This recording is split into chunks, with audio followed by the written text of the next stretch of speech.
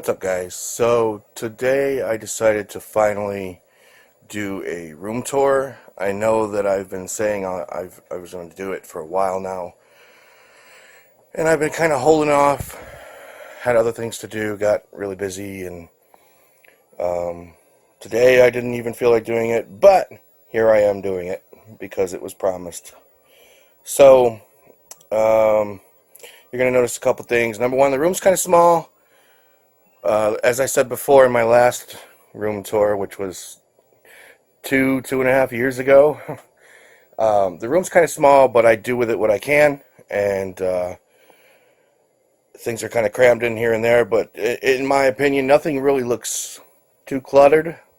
I try to keep things organized, try to keep things clean. It is tough to do.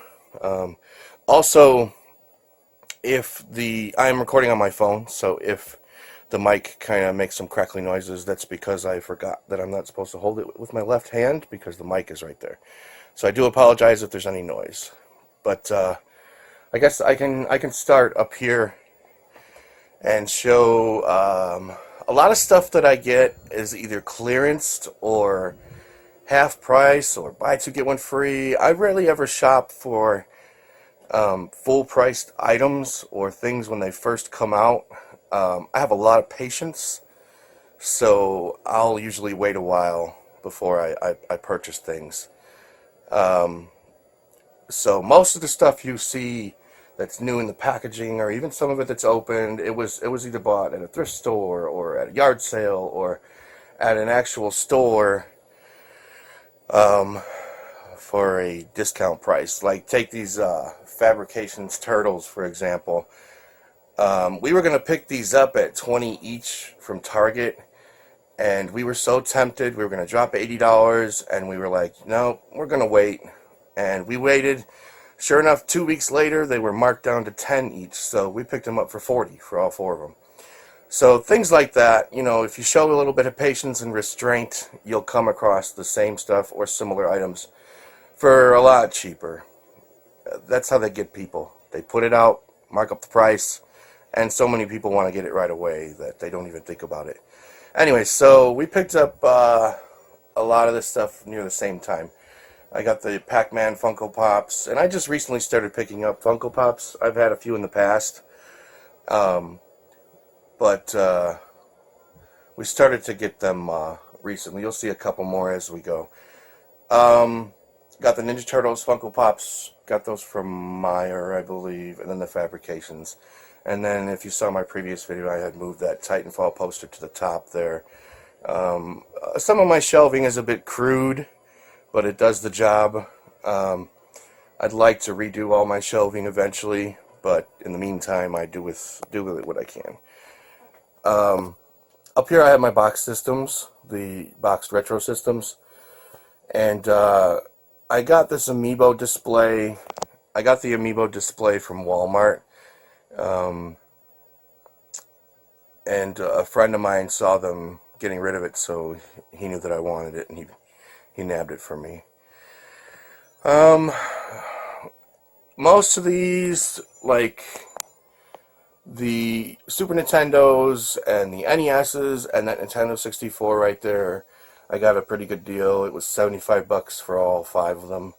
And then that Nintendo 64 up there, the Donkey Kong set, I just got recently for $10 from a yard sale, and that thing is brand spanking new inside there. Everything plastic, controller's never even been used. The game is crisp, clean. It was insane. And then these here, these two, you have to look around this thing. The power set and the sports set are both complete in the box, and those I pieced together myself. I think the power set, I paid a total of like $65, and the sports set I found a really good deal off eBay. It was like $70 or something like that.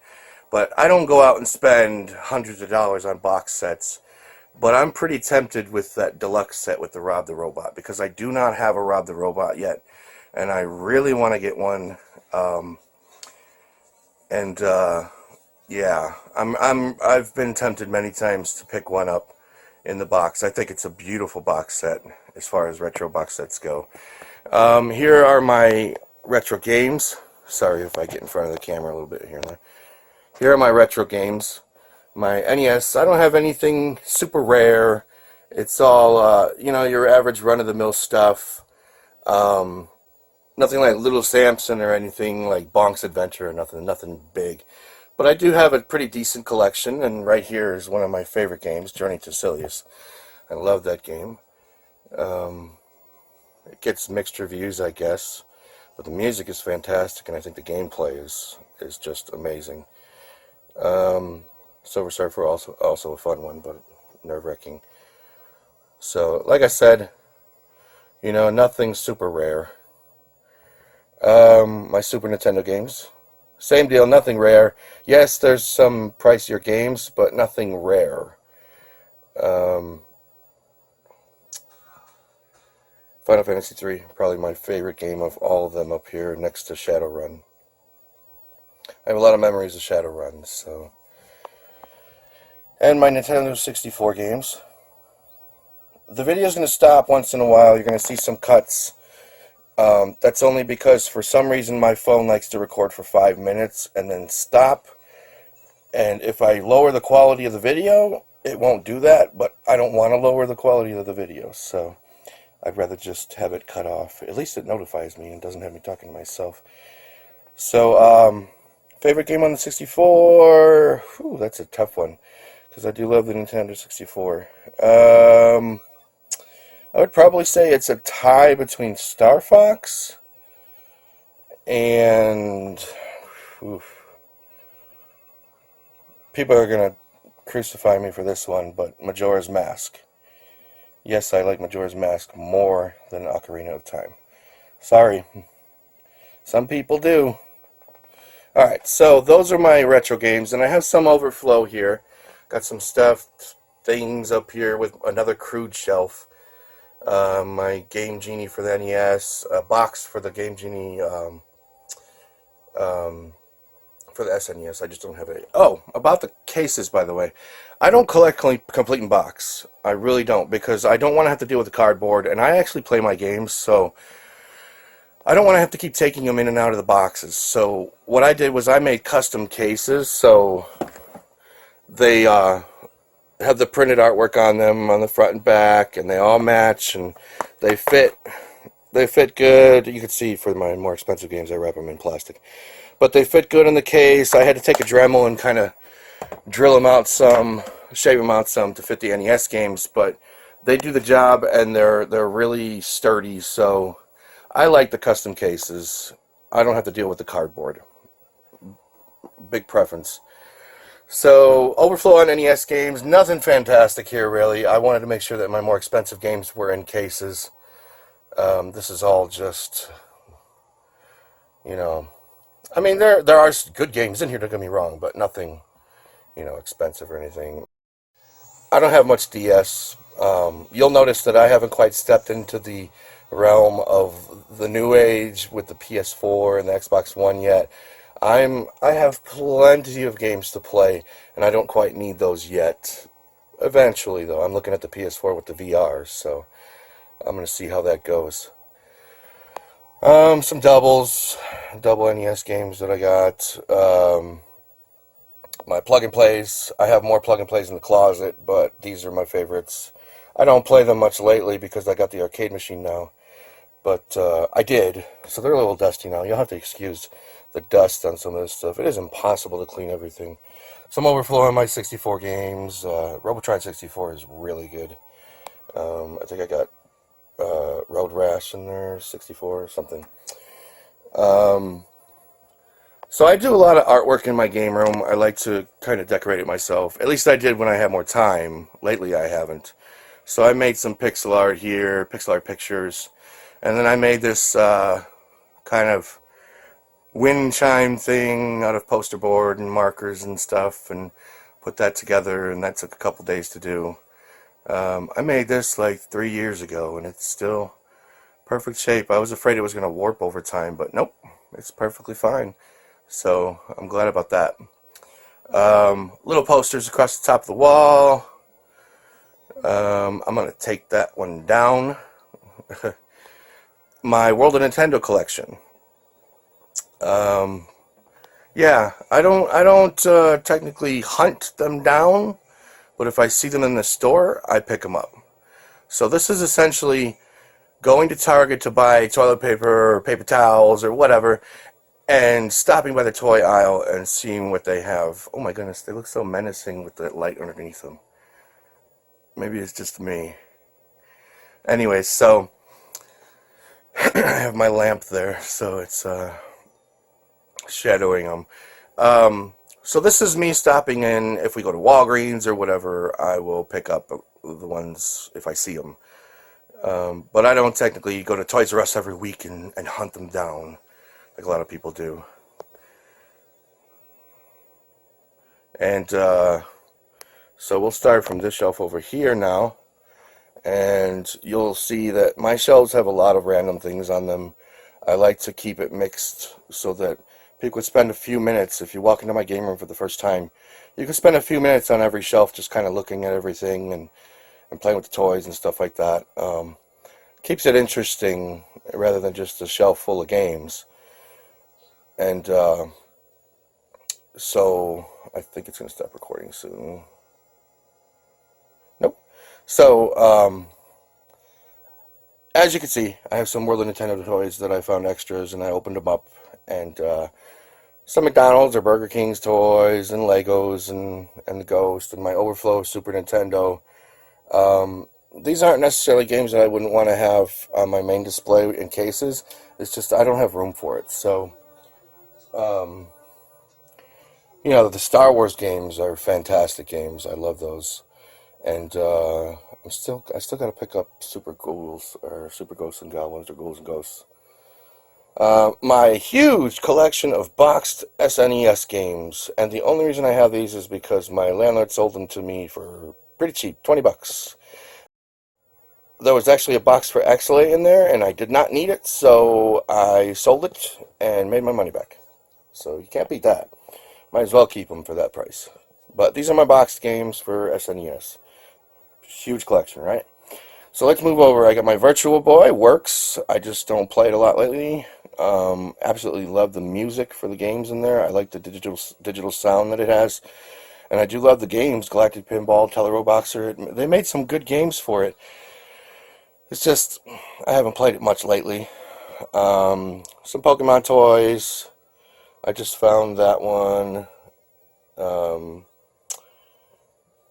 And paid 10 cents, something like that. I find a lot of my toys cheap. So, Dance Dance Revolution Mario Mix for the GameCube, complete box, got that from Goodwill, and then Nintendo Monopoly. Oof, it's getting tougher to see over here. So I got my 2DS, actually my son's 2DS, my 13-year-old's. I got my PSP, that's modded with all the old console games and stuff on there. And then a DS Lite with the mod chip in there. I won't talk about what's on there, but anyone who knows a modded DS knows what's on there. So, my figurines for this shelf over here. And I'm going to go down this shelf and then the other shelf. I have my Wavebirds and a couple of plushes and then all my GameCube stuff. I don't know what it is about GameCube. It's hard for me to find games. I don't find a lot of games, but I find a lot of microphones. I don't know what's going on with that, but I do have a pretty good selection of games over here. I just found Lost Kingdoms 2. Haven't played it yet, but I've heard some good things about it. Most of the all the games that are in the black and white cases, I got for free because I helped somebody move a TV. The Game Boy Player disc and Animal Crossing is over there. I got those for free for helping someone move a TV. And all I had to do was just Smash Brothers, just print some box art, and I ran out of color ink, so I was just like, screw it. And you can't beat free. Free's always nice. So I have 3 Wavebirds. I'm looking to get a 4th one soon, whenever. I have some books down here for just kind of reading. I picked up these 4 books, the Official Nintendo Player's Guide, and the 3 to the left of it, for 40 bucks off eBay. With the going price of just that one book alone, I thought that was a pretty good price, so I couldn't pass it up. And then I have the Guinness Book Gamers Edition for all the ones that come out except for the most recent one. And those are actually really fun books to read. If you haven't checked one out, they're really cheap to pick up. You can get it off Amazon. I think a couple of them are like $4 or $5. Pick one up, sit down and read it. It's a lot of fun to read. So, and then a couple of books in the back with the Mortal Kombat bookends.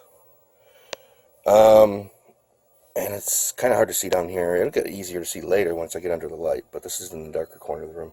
I have my Atari 7800 and some 5200 games over here in the case, and some Mario and Sonic cartoon DVDs that I found at the dollar store, Dollar General. Now for the other shelf, the other side. So I like Donkey Kong. Who doesn't? So I have the World of Nintendo stuff there, and these are the chess pieces from the chess game. I put them out on display. If I ever play chess, I just take them away. My system selector is there, and I have my Atari 2600 games. You can't see them because Donkey Kong's in the way, but I got about 50 games for the Atari 2600. I'm sorry, that's the Intellivision. Sorry, 2600 is down there. So the Intellivision games, I probably got about 35 games. I don't know. And then I have the Intellivision 1 and 2 and the little plug-and-play for Intellivision. It's nice to have the systems, but mostly if I want to play one, I just pull out that plug-and-play and play that instead. It's much easier, and it's got a lot of good games on there from the system. And then some more Donkey Kong stuff. And then moving down, I have my Atari 2600, which I do play a lot. My huge 2600 box collection of 2 games. And right there's my favorite game on the system, Kaboom. That game is awesome. And about 50 games for the system, roughly 50, something like that. I haven't done a count lately. The game that I remember most, well, 2 games that I remember most as a kid playing, because I did have a 2600 as a kid, are Boxing and Pitfall. So I did find a lot of games out in the wild and stuff, but at the same time, I had to purchase Boxing off of eBay because I wanted to make sure that I had that game. And my brother and I used to play it a lot, and we've yet to rematch on that thing. So down here I have my Game Informer magazines because I did a lot of shopping at GameStop for a while, and you'll see why. I'll explain that later. And then I have some controllers. My 3 systems, PS2, PS1, and Dreamcast are here. I don't play this one much over here. I have another one hooked up somewhere else I'll show you. But in case I did want to play 2 at the same time, or I did want to play this one, I do. And these are modded so that they can play burned games, and the PS1 is a mod chip in there to play burned games. The Dreamcast is not modded though. It's a regular Dreamcast. And then next to that I have my a Wii with a bunch of random controllers and stuff down here, some Wii games, and then a case with a bunch of extra accessories, and then my Wii Fit pad that I always tell myself I'm going to use this, but I never do. I tell my girlfriend we need to work out, we need to break out the Wii Fit pads and get some exercise, and she says, yeah, let's do it, and then we make plans and we never do it. One day we will. And then so here's my CRT. I had an extra sheet of plexiglass, and my kid kept touching the buttons, so I figured what the heck, rather than have him get fingerprints on the screen and touching the buttons and turn it off and stuff like that, then I'll just put the plexiglass in front, and it worked out. It works good. And then below that, I have LED light shining down on the systems here, so when I turn off the light, I can still see what's going on. I have my NES, Super Nintendo, GameCube, and Nintendo 64 all hooked up here. And that right there, absolutely one of my favorite games on the Super Nintendo. You can't get much better than that one. People like Earthbound, people like Chrono Trigger, and I love those games. Chrono Trigger more than Earthbound. But Final Fantasy III was just the epitome of RPGs back then. So it's just my opinion. People's opinions may differ, but that's my opinion. So over here, we have the next shelf. On the shelf, we have my Game Boy with another World of Nintendo, the black and white Mario. I'm trying to stay out of the light for you guys. my Game Boy case, which has another Game Boy inside there. And they both work, and I try to keep them clean. Um, Mostly I play emulators for Game Boy games. Even though I can play them on the Game Boy, I prefer the emulator for the bigger screen and to save batteries and so on and so forth. And yeah, but I do enjoy playing on the Game Boy once in a while. And then I have my huge Game Boy and Nintendo box collection. Look at that. That is unbelievable. Have you ever seen a collection like that before in your life? Probably not. One and one. I do have a box for a Scooby-Doo game for the Game Boy, but no game for it, so. But the good thing about both of these is that they're like brand new. Tetris has a little bit of bends in it. But this Game Boy one is like brand new, and I've been meaning to get plastic covers for these things, but you can see the interest I have in collecting complete in box, that I haven't even bothered to get plastic covers for them. So I have my little BMO. I love BMO. And my Game Boy Advance collection. Nothing fancy in there. No Pokemon or anything like that yet. And, oh, down here I didn't show these. My Game Boy Advance, two of those. My Game Boy Advance SP. I find a lot of DS Lites. So there's two more DS Lites. And then I have these that somebody, the same guy who gave me the GameCube games, gave me a bunch of these different games. They're still in the packaging and everything. And I don't want to open them because I'm probably not going to use them. With emulators out now, why would you open it? It's silly. Sure, I want to check it out, but I don't even have the reader for it. So, and then my ugly desk chair, but my other one broke, so I had to get one. It looks like a kitchen chair, but that's okay. And then I have my Tetris plug and play, and then my Pokemon stuff thing that I found at Target for cheap. My computer. No one's here to say the computer, right? It's been getting a lot of use lately. And unfortunately my keyboard broke, so... Well, my keyboard's not broken, but a couple of buttons broke. So 2 years ago, if you would have asked me about this keyboard, I would have told you that it's the most amazing keyboard I've ever used. It's fantastic. Pick it up. Now, it's kind of a different story because the buttons aren't held on very well, and in my opinion, a keyboard should last you, the buttons on a keyboard should last you a lot longer than 2 years before they crack off. You find keyboards in the thrift store from old IBM PCs that are 20 years old, 30 years old, that are still working. I mean, it was ridiculous when these buttons cracked off. I'm pretty upset about it, but it's well past warranty. There's nothing I can do about it other than get a new keyboard eventually. So now my tab is where my control should be, and my control is where my tab should be. And over here, same thing, swap the buttons because the control keys broke. And it appears to be an issue on eBay when you look for the button replacements. There's a lot of people selling the keyboard with broken buttons. So, I don't know, it's kind of ridiculous. Under the desk, nothing fancy. Just some more pixel artwork I did of Final Fantasy VII. And some books and PC games, old PC games. My garbage can. Everyone wants to see a garbage can, right? Got my drawers over here for easy access to NES controllers and all the controllers I need for the systems that are over here. Junk.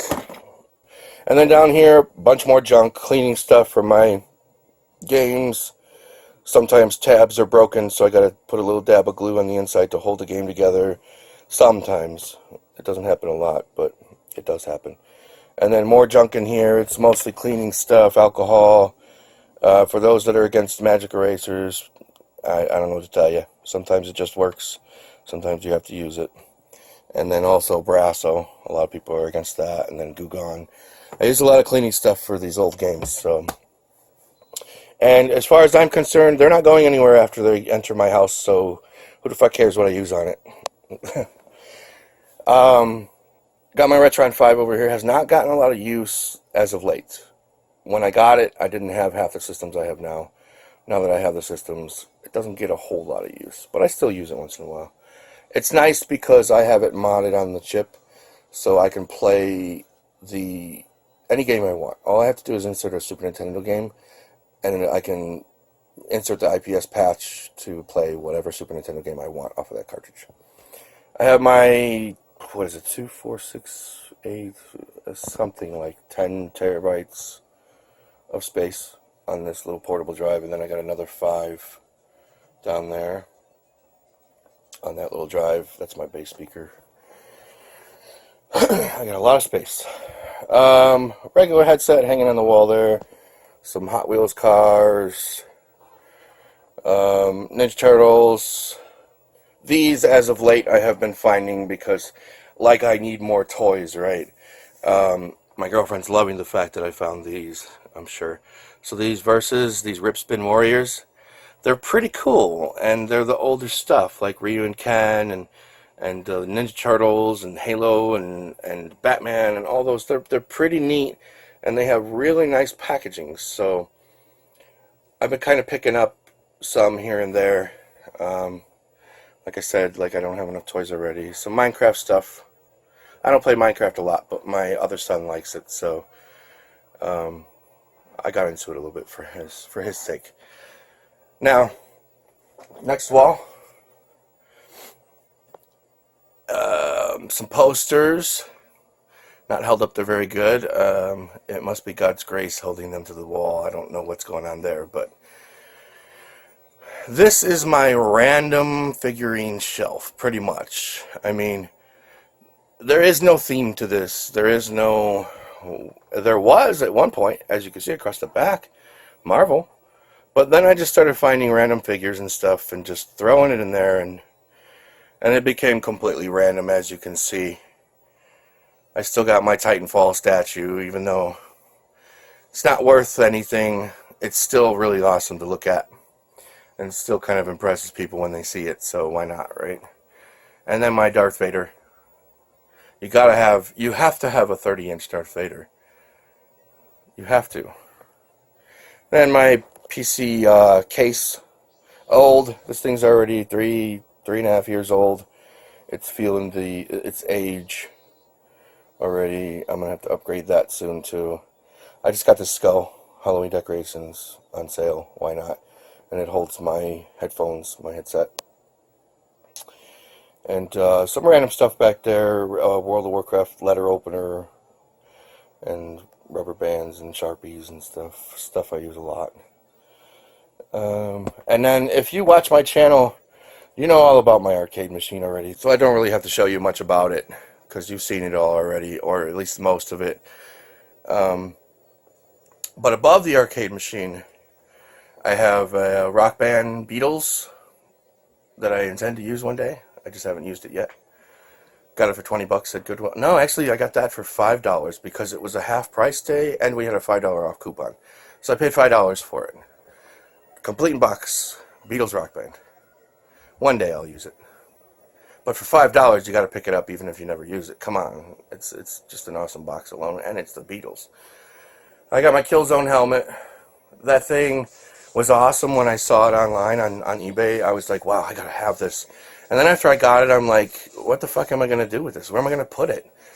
It's so awkwardly, the base is so awkwardly shaped, and then the helmet hangs off the back. It's a pain to put anywhere, really, unless you got plenty of shelf space. So it became a nightmare, but I just leave it up there, so it's fine. Anyway, so there's my stool for the arcade machine. Nothing exciting.